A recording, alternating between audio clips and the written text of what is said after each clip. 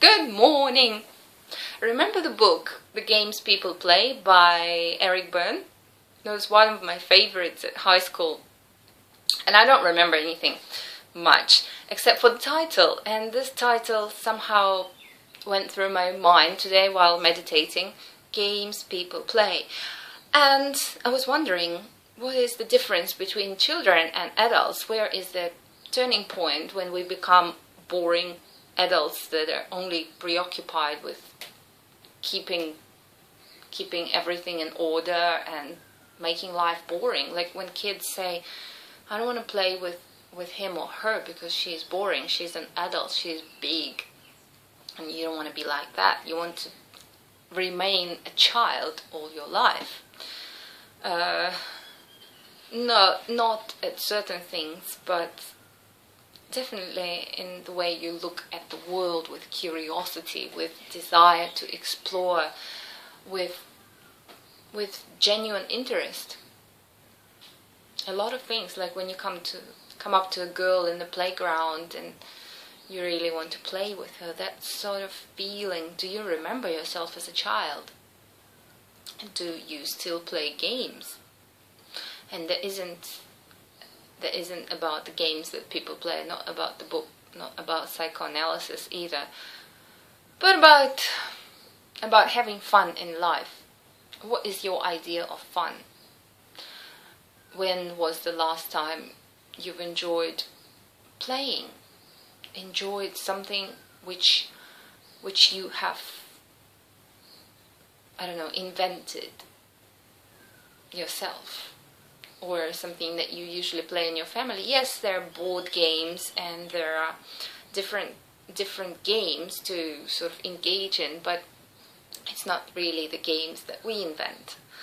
What about the game of not saying a certain word? What about the game of say not touching your cell phone for a day?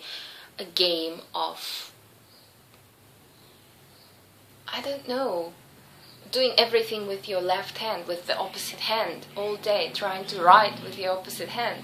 Little games like that, they might seem silly, but they bring variety into life, and they take you to different viewpoints. Again, when you were little, remember the game not to step on cracks when you walk on the footpath, and there are squares, there are tiles, and you are careful enough to step right in the middle of each square, not to step on tiles.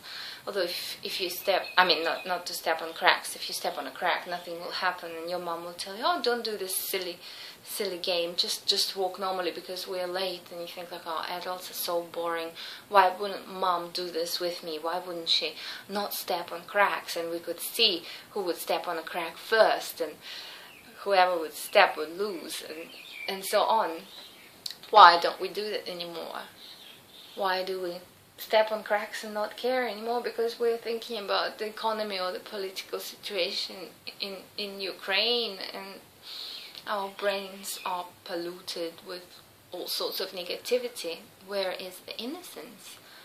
Where is our desire to play, our sincere joy? Where is it gone? What do you play nowadays? Computer games. It's not really. It's the second level of playing. It's a game that is designed for you, like chewed food. What about the games that you invent yourself? What was it that you invented as a kid? What was your own game that you used to play? With your brothers, your sisters, or just by yourself, with other people, with nature, with the environment you were in, with the clouds, with the trees, looking for certain patterns, imagining what's not there. And as kids, we were really good at manifesting, imagining what's not there, to the point where we would believe it ourselves. We'd play with the girls and boys, and somebody would be a doctor, somebody would be a patient, and the doctor was always me, and the cruel one too, to the boys. The first thing to do when you got a patient was to tell him, order him to undress, put your pants down. I'm the doctor here. Anyway, off the subject. Games like that, when we believed what was happening, believed in the situation that we created, we still have that ability to create these mental situations. Why don't we use it? Because it's not true, and Santa Claus does not exist. Who says that the Santa Claus does not exist? Santa Claus can exist in your mind. And with this skill, I want you to imagine the state of perfect happiness and fulfillment, and do it as often as you can until you believe in it, sincerely believe in it, until you are in that state. If you are not yet in that state, imagining what it would be like, what it is like to be in that state. Imagine you're a doctor, imagine you're a patient, imagine you're the mother or the son. If you are not, what is it like to be in that position? You can stop anytime you like. You can abort the game, you can stop the game. But it always helps to play a little in life. And like one of you wisely said in your Christmas card, nourish your inner child. The joy, the curiosity, the innocence. Not innocence in business deals, but innocence in approaching people, perhaps. The genuine interest that only a child could experience in something. Not what I can gain, not what I can get back sort of interest, but genuine interest in certain things that might seem useless or stupid or empty even. Curiosity. What are you curious about these days? If you say nothing, try to find it in yourself. What are you playing these days? Computer games is not good enough. What are you playing with in your life? What are you playing with friends around you?